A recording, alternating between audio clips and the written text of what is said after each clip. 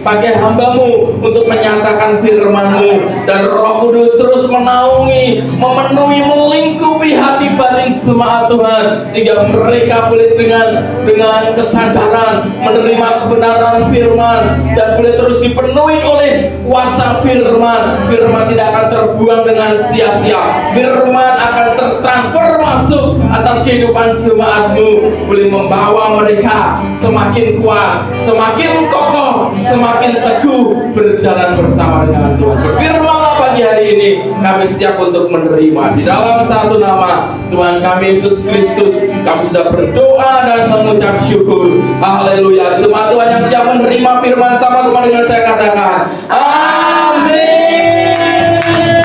Haleluya. Dipersilakan untuk kembali.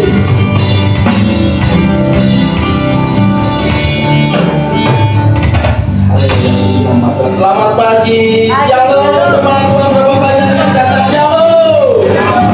Merdeka. Kita tidak ngantuk ya, tanya merdeka kaget ya. Masa belum merdeka itu? Enggak ya, kita semua adalah orang-orang yang telah dimerdekakan, orang-orang yang telah dilepaskan. Ya, kalau dulu bangsa kita dilepaskan dari segala penjajahan. Ya, tapi orang-orang percaya dilepaskan dari segala kutuk, dari segala perhambaan, sehingga engkau tidak lagi hidup di bawah kuasa-kuasa dunia, tetapi engkau hidup di dalam kerajaan Allah. Puji nama Tuhan Bapak Ibu Saudara. Ya, di tengah situasi yang memang ya tinggal besok kita akan merayakan kemerdekaan kita, ya tetap ya ada ibadah. Ya, walaupun nanti sore Bapak Ibu Saudara sudah sibuk dengan acara di Tirakata dan sebagainya, mungkin masih ada lomba-lomba. Ya, bagaimana lombanya menang? Bagaimana lombanya menang? Waduh, menangis ya, menanggung malu. Ya, itulah. Ya, Dimas gak berangkat ke gereja, pengen lomba kalah. Waduh ya, ya makanya saudara ya. Kenapa bisa kalah? Karena kita gak latihan dulu. Ya, makanya kalau mau mendekati 17-an, ya pasang tali di rumah, ya pasang kerupuk, lomba dulu di rumah. Ya satu keluarga latihan dulu. Ya jangan langsung lomba, latihan dulu. Ya, pasang botol, kasih pulpen. Ya latihan dulu memasukkan pulpen ke botol. Jangan ikut jangan langsung lomba. Ya latihan dulu satu keluarga. Ya, dilatih dulu anaknya, istrinya dilatih gimana caranya. Nah, pakai corong gitu, jadi udah bingung ya kan, bisa bernapas dalam corong nanti kan. Kalau nggak biasa kan nggak kenapa ya, makanya harus dilatih. Kalau mendekati 17-an, hari orang tua latih anak-anak saudara ya, supaya kalau lomba menang nanti ya kan. Ya karena kalau kita nggak latihan juga bisa. Ya demikian pula ketika kita menjalani hidup ini, ya kalau kita nggak dilatih roh kita, nggak dilatih iman kita, ketika kita menghadapi masalah guncangan, iman kita bisa terguncang. Karena kita nggak dilatih. Itu sebenarnya kenapa saya terus mendorong jemaat Tuhan, kau terus dilatih untuk merenungkan firman, untuk mendeklarasikan firman, dilatih untuk menyembah, memuji, supaya ketika ada masa-masa keguncangan datang, saudara nggak terguncang. Saudara sudah bisa melalui itu karena kehidupan jemaat Tuhan sudah terlatih. Ya, kan saudara, ini ada di dalam suatu perlombaan iman. Ya, perlombaan iman kata Rasul Paulus. Kalau kita tidak melatih diri kita, ya nggak bisa. Rasul Paulus berkata, seperti halnya seorang atlet, aku juga menggembleng tubuhku, aku juga melatih tubuhku, supaya ketika aku masuk di dalam perlombaan iman, ketika aku harus menghadapi tantangan, menghadapi ujian, menghadapi pencobaan, aku nggak gugur, aku nggak kalah, karena terlatih.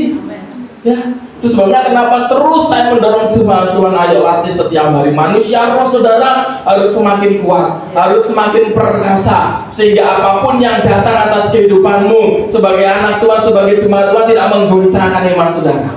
Tidak menggoncangkan iman saudara. Apapun yang terjadi, kau akan tetap berdiri teguh. Yang membawa kuasa firman, membawa kuasa yang Tuhan sudah taruhkan atas kehidupan saudara, kuasa perkataan, Sehingga lewat perkataan, lewat doa, lewat penyembahan yang keluar dari lidah bibirmu ada kuasa yang mengalir untuk menaklukkan segala kondisi yang ada. Puji nama Tuhan. Bapak Ibu Saudara, saya percaya ada hati yang sudah siap untuk menerima firman, hati yang rindu akan firman. Itulah yang menjadi kunci untuk kita bisa menerima kuasa firman. Tanpa kita memiliki kerinduan akan firman, maka firman akan terbuang dengan sia-sia. Firman berlalu begitu saja. Tetapi ketika saudara datang, hati yang haus, lapar, merindukan firman, engkau akan betul-betul memasang telinga, akan betul-betul membuka hati saudara untuk firman boleh membentuk, memperlengkapi, melatih kehidupan anak-anak Tuhan di tempat ini. Puji nama Tuhan. Ya. Kemarin kita belajar bagaimana hidup dipimpin oleh Roh Kudus menurut Galatia 5.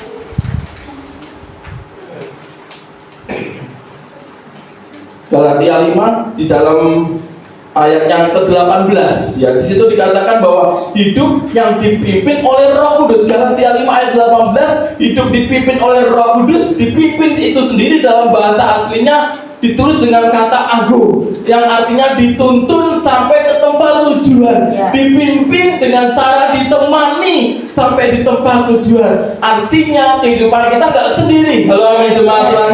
Amin. Kehidupan saudara nggak sendiri. Ketika Tuhan mulai menyatakan agendanya, menyatakan rancangannya yang tidak disembunyikan bagi orang lain, tetapi buat Bapak Ibu Saudara akan dibukakan rancangan dan agenda kerajaan surga, sehingga saudara bisa dengan jelas melihat, memahami bahwa hidupku ini nggak sia-sia. Hidupku ada suatu tujuan. Hidupku punya tujuan untuk aku menggenapi rencana Bapa. Tetapi untuk mencapai kepada itu, saudara nggak bisa sendiri. Engkau perlu ditemani oleh Roh Kudus. Halo, amin. Saudara perlu dituntun oleh Roh Kudus. Roh Kudus menyatakan agendanya. Roh Kudus mulai menyiapkan saudara. Roh Kudus mulai memberikan arahan secara pribadi, sehingga keputusan yang saudara ambil keputusan yang tepat. Bahkan ketika saudara nggak punya pilihan untuk saudara memutuskan atau untuk saudara memilih, Roh Kudus akan tetap menggiring atau mulai membawa kehidupan saudara masuk di dalam jalurnya Tuhan. Dan Roh Kudus akan mulai memberi arahan-arahan, ada tuntunan-tuntunan untuk saudara terus berjalan di dalam kebenaran. Roh Kudus juga akan terus merekayasa, mengatur setiap situasi kondisi yang ada di sekeliling saudara. Karena seringkali ketika kita melihat ada rencana Tuhan yang dahsyat, bertolak belakang dengan kondisi yang kita alami.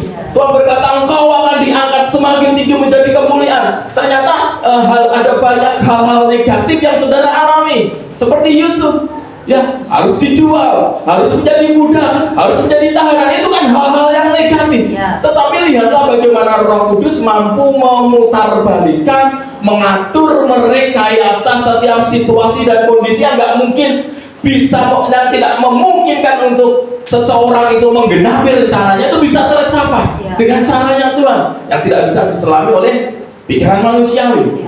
Itu cara kerja Roh Kudus, dipimpin oleh Roh Kudus. Yang pertama, kita buka di dalam kitab Galatia lagi, masih di dalam kitab Galatia, boleh ditampilkan. Galatia pasal yang kelima, masih di dalam pasal yang sama. Kalau kemarin kita belajar mengupas ayat yang ke-18, hari ini kita sama-sama pagi hari ini membaca Galatia pasal 5. Boleh ditampilkan? Next.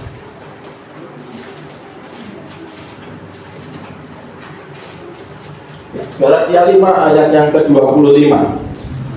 Kita akan melihat suatu arti yang berbeda. Sama-sama dalam bahasa Indonesia ditulis dengan dipimpin oleh Roh Kudus. Kita baca dulu di dalam Alkitab kita. Semua bawa Alkitab ya Bapak Ibu Saudara. Amin. Ya, jangan lupa bawa Alkitab atau Alkitab. Tapi hati-hati kalau bawa Alkitab, ya jangan buka-buka yang lain. Ya buka Alkitab saja, jangan buka Shopee, jangan buka toko ijo, ya jangan. Oh, kemarin saya sudah cek, oh sudah dikirim belum? Udah, kiriman Tuhan hilang ya. Saudara baru buka Shopee, aduh kok belum dikirim ya? Baru dikemas, ini kemana? Wah, udah pikiran saudara melayang-layang. Jangan-jangan ditipu nih. Tokonya ini toko bener. Saudara buka toko, hilang firman. Atau amin loh. Ini firmannya apa? Wah, toko oranye, toko hijau yang ada ya. Keranjang yang ada, keranjang belanja belanjaan yang ceknya belum dicek waktu itu, wah hilang semua firmannya. Jadi hati-hati kalau bawa Alkitab, ya pastikan yang dibuka cuman Alkitabnya, aplikasi Alkitab. Ya kita buka di dalam kitab Galatia pasal 5 ayat yang ke-25.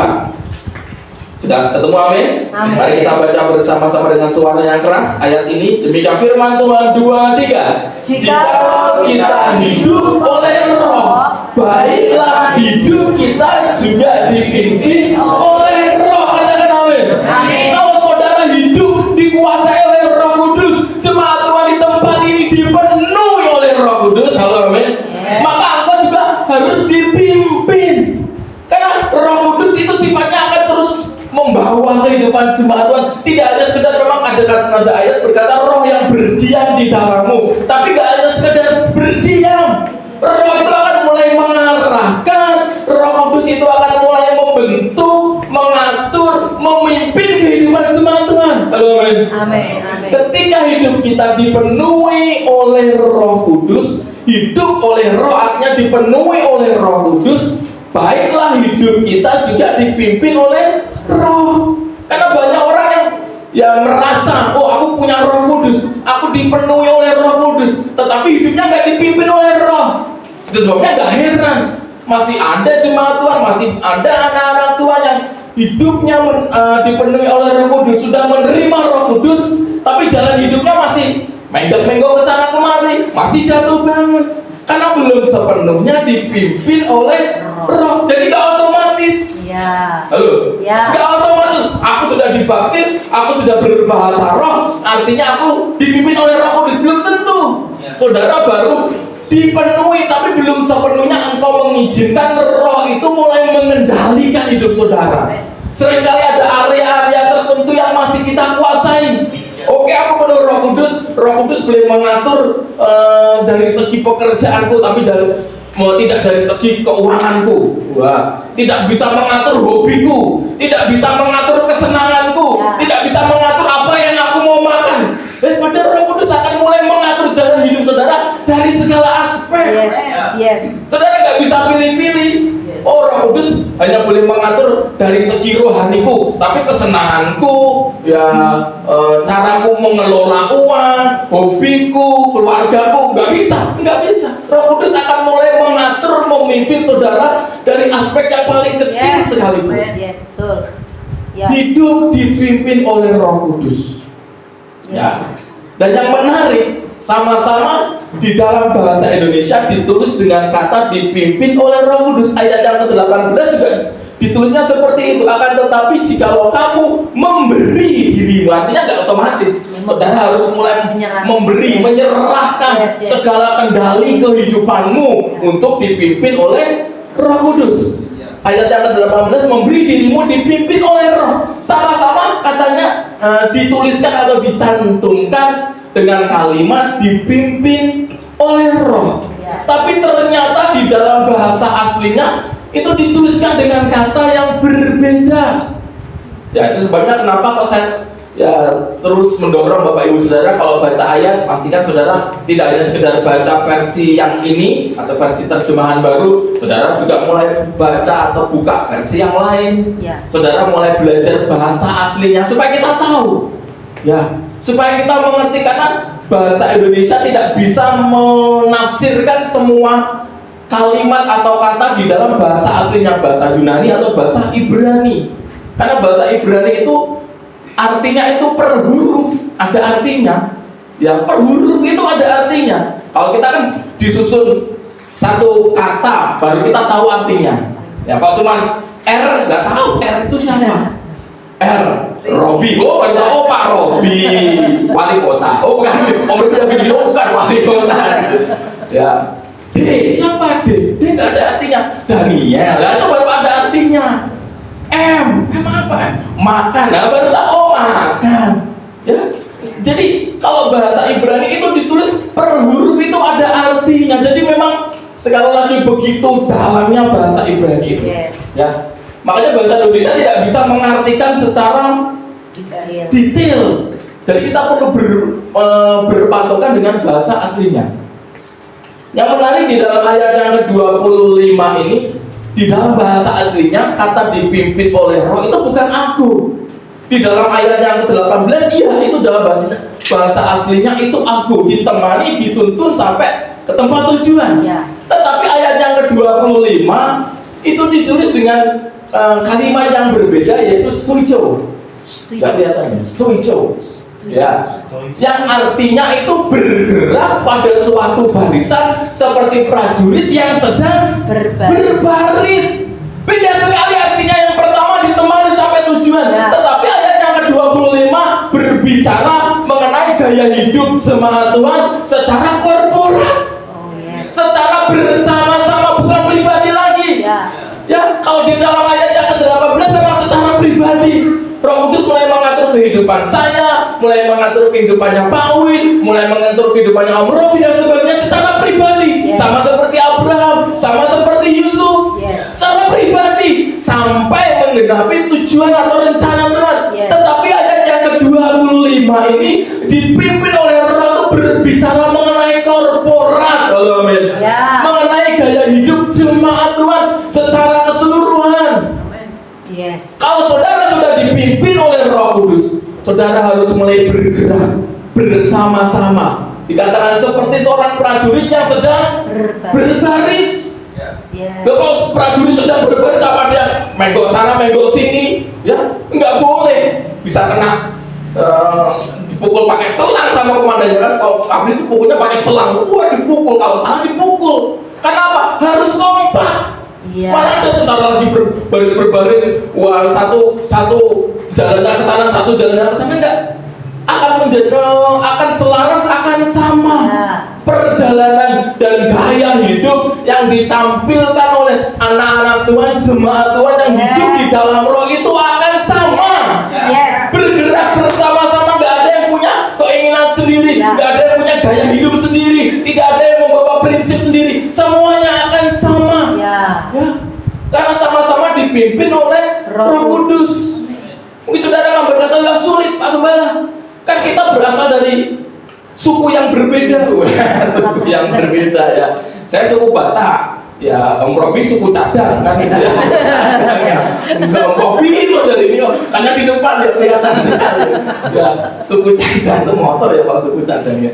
Ya, suku yang berbeda, pendidikan yang berbeda, latar belakang berbeda. Ya, jangankan gaya hidup, ya gaya salaman aja beda-beda cuma itu. Loh bener, ada yang cuma kena ujungnya aja, cuma set gitu ya. Mau ditangkap tuh susah. Saya mau nangkep, cuma set gitu ya, set gitu ya. Jadi kayak mau nyolek aja gitu. Ada yang kaku, gini. Jadi nggak mau menggenggam. Ini tuh, jadi cuman begini. Saya genggam tapi dia tuh. Ada yang mantap memang, set. Ada yang sambil gini-gini. Gini-gini itu apa? Nggak ada di sini. Salaman terus gini-gini nggak ya. Gaya salaman aja beda-beda loh. Ya saya mau memperhatikan jemaat tuh gaya salaman beda loh. Ada yang mantap, set. Ada yang habis pegang langsung salam komando. Gua kayak Pak Yo, Pak Po tuh pegang salam komando. Ada yang cuma ujungnya, gini. Ada yang kaku gini. Tadi nggak mau genggam kan, set yang genggam gini. Ada yang gini, ada. Jadi macam-macam. Ya itu baru dari salaman aja. Macam-macam. Ya. Iya, kalau lagi banyak masalah nggak senyum ya, kalau lagi banyak uang wah senyumnya lebar. Nah, itu dipengaruhi oleh kondisi ya. Tapi kita melihat bagaimana ya cara hidup apa yang ditampilkan jemaat ketika hidupnya dipimpin oleh Roh Kudus itu akan menjadi sama. Apa yang diputuskan, apa yang dipilih itu akan sama. Kenapa bisa sama? Kenapa bisa sama? Karena yang mengendalikan itu sama. Ya. Yang mengendalikan itu Roh Kudus, bukan lagi keinginan daging, bukan lagi keinginan manusiawi, tetapi keinginan Roh.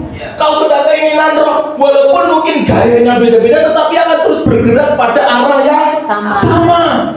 Bergerak pada arah yang sama, bergerak mengalami pertumbuhan yang sama, karena dikendalikan oleh Roh yang sama, sumbernya sama. Saya percaya, saya selalu meyakini kalau sumbernya sama, pasti prosesnya dan hasilnya itu sama. Prosesnya, hasilnya pasti sama. Ya, saat ini kita sedang terus berbicara mengenai deklarasi firman. Mungkin saudara berkata, wah ini sesuatu yang berbeda. Di tempat lain itu nggak ada tuh harus mengikuti, harus deklarasi, nggak ada. Zaman dulu juga GPI nggak seperti itu, nggak ada tuh deklarasi firman. Ya, Roh Kudus akan terus mengarahkan, membawa suatu cara-cara yang baru untuk kita menggenapi rencananya. Ya. Mungkin saudara saat ini merasa ini sesuatu yang berbeda, tetapi percayalah, 5 tahun ke depan gereja-gereja akan melakukan hal yang sama. Yes. Percayalah itu. Yes. Ketika saudara melihat itu, oh sudah duluan dilatih oleh Roh Kudus. Ya. Dulu gereja-gereja nggak ada yang tahu namanya bahasa roh, nggak tahu yang namanya mimpi, penglihatan, nubuatan, nggak tahu, nggak kenal, dan mereka menolak itu. Ya. Tapi lihatlah sekarang, gereja karismatik mana, gereja pantai kota mana nggak ada penglihatan, nggak ada nubuat, nggak ada bahasa roh. Semuanya ada, semuanya mencari itu, semuanya merindukan itu. Pada 10, 15, 20 tahun yang lalu, ya, nggak ada gereja-gereja menolak hal itu, dianggapnya sesuatu yang sesat. Ya. Sama ketika kita sedang belajar merenungkan firman, mendeklarasikan firman, memperkatakan firman, mungkin buat saudara sesuatu yang baru, sesuatu yang aneh. Tapi percayalah, ya 5 tahun ke depan saudara akan melihat gereja-gereja melakukan hal yang sama. Ya. Ya, Pak Wid beberapa minggu yang lalu dia sempat menunjukkan kepada saya status seorang hamba Tuhan, gembala yang ada di Salatiga.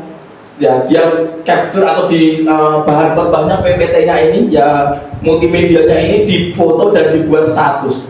Dan saudara tahu apa yang tertulis di situ, apa yang tercantum di situ? Dia berbicara mengenai deklarasi firman. Artinya semua gereja pada saatnya akan menuju kepada arah yang sama. Yes. Ini juga berbicara mengenai gereja-gereja korporat, tidak hanya satu gereja, tetapi ketika sumbernya itu sama, yaitu pekerjaan roh dan firman, Yes. pekerjaan Roh Kudus, maka caranya akan sama. Yes. Ya, maka prosesnya akan sama, bahkan hasilnya akan sama. Ya, karena saudara dikendalikan oleh roh yang sama, yaitu pekerjaan Roh Kudus, sehingga cara berpikirnya itu akan sama. Ya. Ya. Yaitu akan proses, memang tidak serta merta, tetapi Roh Kudus akan mulai menggerus segala keinginan daging, segala pikiran manusiawi akan mulai dikikis sedikit demi sedikit, dan saudara mulai dibentuk, dibangun cara berpikir Kristus. Ya. Ya. Cara berpikir Kristus, sehingga ketika setiap jemaat mulai memiliki cara berpikir yang sama, mereka akan juga bergerak ke arah yang sama. Tidak ada yang satu mulai bergerak ke kanan, yang satu bergerak ke kiri. Bubar nanti gereja Tuhan. Ya. Tuhan mau gereja itu bergerak bersama-sama seperti seorang prajurit yang sedang berbaris, Yes. lurus rapi. Ya, saudara buktikan aja besok nonton ya. Waktu detik-detik proklamasi, semua anggota Paskibra berjalan juga rapi. Ya, itu kalau salah dihukum ya. Ya, rapi. Itu kenapa Paskibra, pasukan pengibar bendera pusaka itu yang melatih siapa? TNI, yang melatih tentara.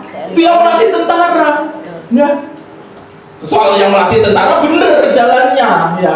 Oh, yang melatih tukang parkir dia cuma bisa maju, ya kiri, mundur, stop. Dia cuma bisa itu mau kaki kanan duluan, mau kaki kiri dia nggak peduli. Mau bangun gini juga terserah, kan nggak ada yang larang. Kalau tukang parkir maju, cuma bisa ngarahin, nggak bisa kasih contoh. Kenapa pasukan pengibar bendera itu yang melatih harus TNI atau polisi? Ya. Rata-rata TNI. Ya. Ya, rata-rata TNI. Kadang kalau polisi mah kadang berbaris-berbarisnya masih ya. Halo. Halo, diangkat dulu Pak. Bisa berbicara dengan salah sambung ya. Ya. Pak, diangkat dulu Pak. Mbak. Ya. Udah? Oke. Bisnis aman ya, jangan-jangan Bisnis aman. gara-gara diri itu, aduh, bisnis waduh, bang ini nggak dapat orderan ini ya. Mohon dimatikan dulu, jangan lupa ya, aplikasinya ya. Pak ini jangan dibuka aplikasinya, Pak ini tahu-tahu nanti dapat cendung, waduh, ini dapat orderan, ini bingung, waduh masih korban, waduh orderan ya, ada panggilan ini, aplikasi lupa dimatikan, waduh ya, dapat GoFood ya, dapat GoFood atau GoFoodnya sebelah Mbak Nah, dekat ini sebenarnya, ambil rumahnya, GoFoodnya Mbak Nah, dekat kan ya, sekalian aja ya, jangan ya, jadi ibadah itu fokusnya ibadah. Yang pesan juga jemaat. Ya, loh, Mas Yanto, Mas Yanto. Mas Yanto pesen. Nah, maksudnya ke Pak Mi. Bentar ya Pak Mi. Bentar ya Mas Yanto baru ibadah. Sama Pak Mi saya juga baru ibadah. Orang tua balas-balasan di aplikasi. Waduh, repot ya. Di aplikasi. Ada gebrakan. Iya, itulah jemaat Tuhan. Ya, tapi saya percaya ketika Roh Kudus mulai memimpin, saudara mulai memiliki arah berpikir yang sama. Amin. Itu sebenarnya kenapa pasukan itu dilatih oleh TNI. Ya, kalau polisi saya nggak yakin dia berbarisnya rapi. Karena kadang-kala ya begitulah. Ya, saya tahu polisi kayak apa kan ya. Kan kami keluarga polisi tahu lah. Tapi kalau tentara saya yakin pasti ya lebih disiplin lah. Walaupun ya ada juga polisi yang disiplin itu ada, tetapi rata-rata memang ya kedisiplinan itu mulai berkurang gitu ya. Ketika mereka sudah mulai dapat jabatan dan sebagainya, kedisiplinan itu mulai berkurang. Tapi kalau TNI ABRI itu dia akan terus dilatih setiap hari supaya dia memiliki kedisiplinan. Jadi ketika baris berbaris itu rapi. Ya, pasukan pengibar bendera itu kalau sudah salah, wah luar biasa hukumannya, push up dan sebagainya. Karena harus selaras, harus rapi. Kanan semua jalannya, atau kaki kiri harus rapi, harus teratur hidupnya. Yes. Ya. Karena itu penting untuk setiap jemaat terus hidup dipimpin oleh Roh Kudus supaya memiliki sumber yang sama. Saudara dikendalikan oleh roh yang sama. Dan saudara akan menerima arahan yang sama. Ya. Karena komandan kita yang mengendalikan kita, Roh Kudus itu roh yang sama. Amin. Yes. Ketika dia berkata belok kiri semua karena menerima arahan yang sama. Ya. Repot ketika Roh Kudus berkata jalan terus, tetapi hati kita masih mengandalkan kepikiran kita masih mendengarkan perkataan-perkataan hati kita yang mungkin belum selaras dengan kebenaran. Kita tidak akan mengikuti, kita akan terus menimbang-nimbang, kita akan terus mempertanyakan. Masa aku harus jalan terus Tuhan? Di depan sana berat loh. Tapi Roh Kudus berkata ayo jalan terus. Tetapi karena kita terus menimbang-nimbang, akhirnya kita berhenti. Kita tertinggal dari jemaat yang lain. Kita tertinggal dari pergerakan ini. Karena kita terus menimbang-nimbang, karena kita terus mempertanyakan. Ketika Roh Kudus sudah berdiam dan memimpin kehidupan jemaat Tuhan, jemaat akan punya arah dan tujuan yang sama, mengikuti komando, mengikuti perintah yang sama. Tidak berjalan tanpa arahan apapun. Roh Kudus akan terus mengarahkan. Roh Kudus akan terus memimpin. Karena itulah tugasnya Roh Kudus. Tuhan berkata ketika aku harus naik ke surga, memang aku harus naik. Kalau aku tidak naik, roh itu tidak turun, kata Tuhan. Memang aku harus naik ke surga supaya sang penghibur, penolong itu dicurahkan atas kamu, kata Tuhan. Untuk apa? Untuk membantu, untuk menolong. Roh yang menolong saudara, roh yang menuntun, memimpin kehidupan orang-orang percaya, supaya tidak salah jalan, ya, supaya tidak tersesat, supaya tidak terjatuh. Kalaupun terjatuh, Roh Kudus akan memberikan kekuatan untuk kita terus berdiri, untuk kita terus bergerak bersama-sama.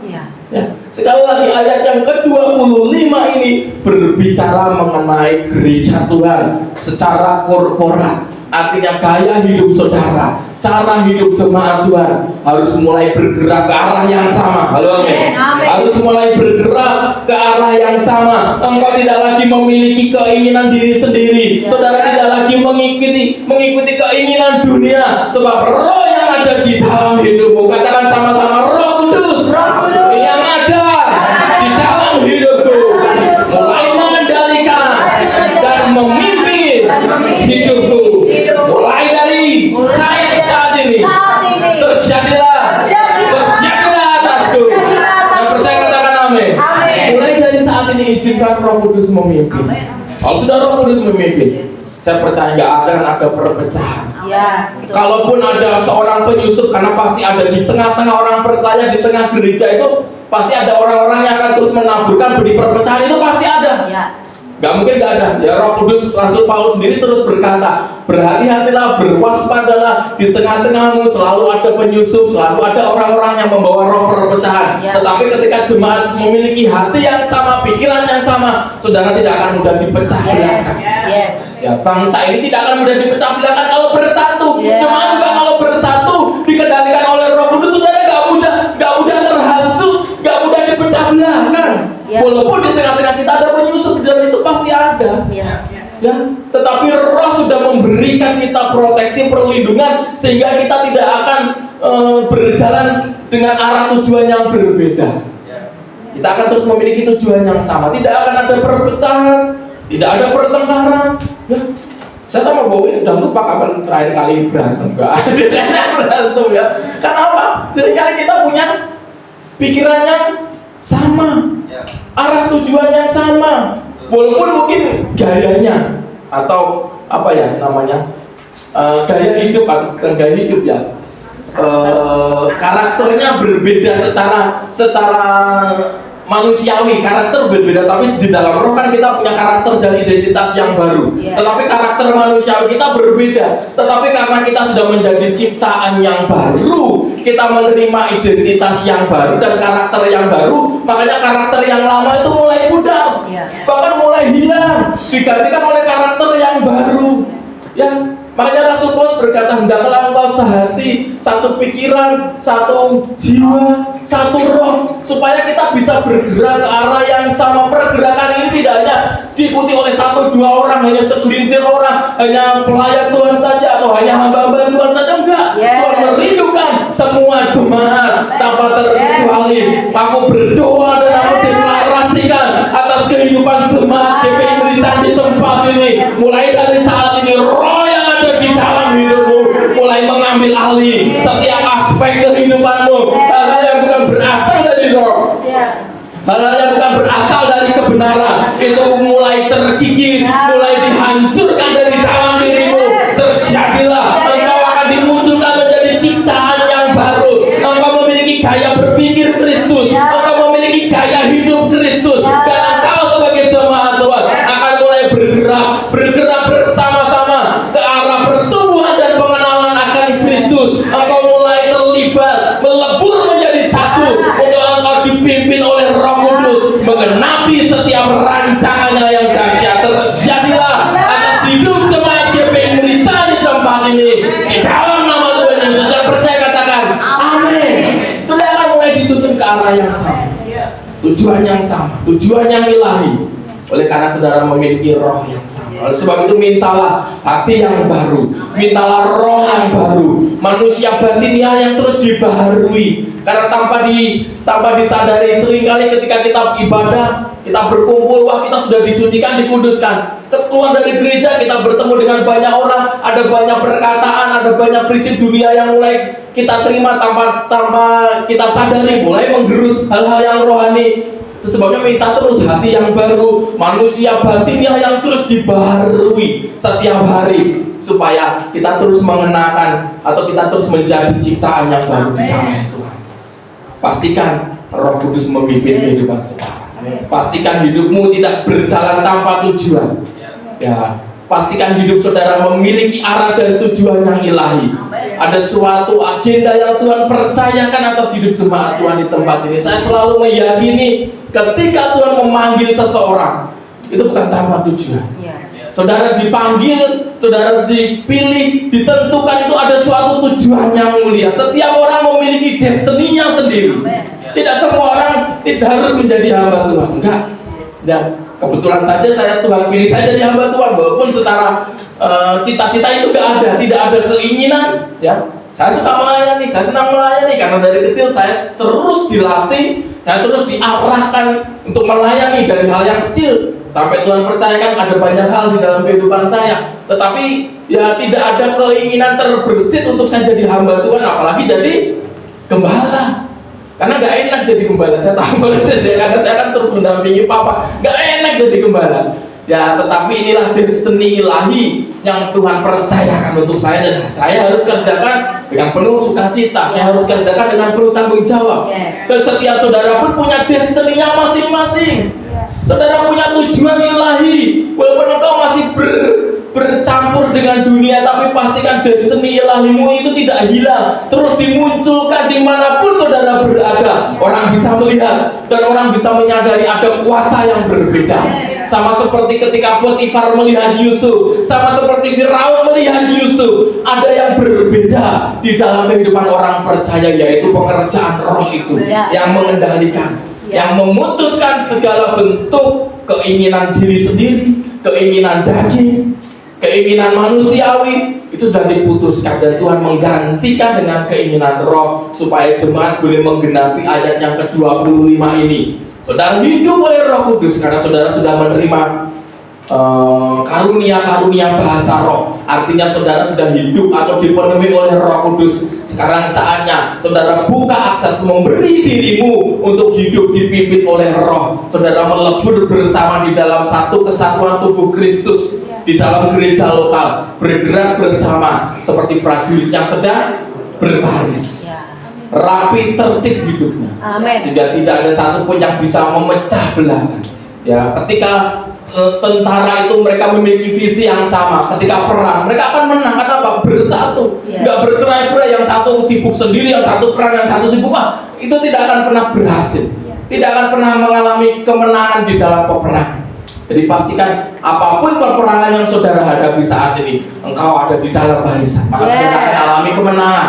Selama saudara ada di dalam barisan, selama saudara ada di dalam kawanan, saudara akan aman. Walaupun mungkin saudara lemah, tetapi ada saudara yang kuat yang akan menanggung beban saudara. Ada kuasa yang akan menopang dan melindungi jemaat Tuhan. Ya, sehingga engkau tidak akan diterkam. Saudara tidak akan tertinggal karena selalu ada kuasa Roh Kudus. Selalu ada pekerjaan roh yang memberikan saudara kemampuan untuk saudara berjalan bersama-sama. Puji nama Tuhan. Ini firman yang bisa saya sampaikan pagi hari ini. Ya, minggu depan kita akan terus mempelajari bagaimana maksud Tuhan bergerak seperti seorang tentara, ya, memiliki arah dan tujuan, memiliki komando yang sama, dan kita akan terus dibawa Roh Kudus menggenapi rencana Tuhan. Puji nama Tuhan. Saya undang singir pemain musik maju ke depan.